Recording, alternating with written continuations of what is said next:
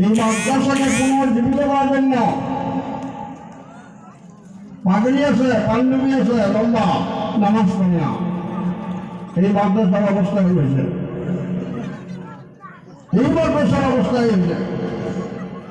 এই জন্য এই মাদ্রাসাকে জিন্দা করা, যে সমস্ত বুজুর্গ এই মাদ্রাসার খুঁটি কেটে দিচ্ছে, ওনাদের কি আশা ছিল জানালাও যেমন এই মাদ্রাসাগুলো চলবে, সব আল্লাহ আজাদ থেকে আমরা বাঁচি থাকবো। আমরা পাবলিক 1 টাকা 2 টাকা 100 200 করে ধান দেয় চলে দেয় বড় করে নাজাতের জন্য, বড় করে যাতে আল্লাহ জাহান্নামে না যায়।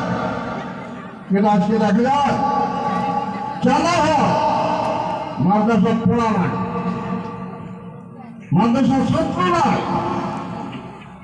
মানে আপনাদের কাছে অনুরোধ করলাম, আমরা সিনিয়র মানুষ হিসেবে, সিনিয়র আলেম হিসেবে, মুরব্বী হিসেবে এই জায়গা পার্শ্ববর্তী মাদ্রাসার মেহরবানি আছে, পার্শ্ববর্তী মেহরবানি সরকারি আছে,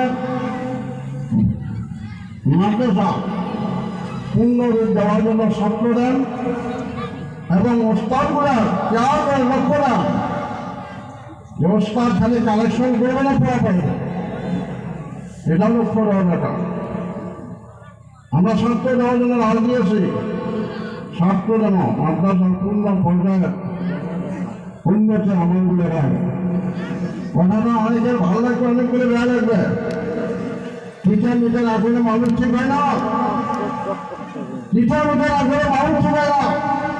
কেন মাদ্রাসা অবস্থায় লোক মাদ্রাসা কেন বানিয়েছে?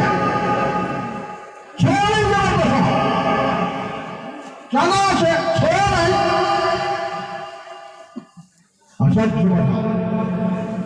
এটা পাবলিকের কর, মঙ্গল শিক্ষক বলব, মঙ্গল কমিটি বলব, বেশ টাকা কেন আলাদা না? প্রত্যেকটা মানুষের হয়েছে মাদ্রাসা, কে চালে যাবে? মেয়ে মানুষের চালাবে, কোথাও আর সেই চালাবে।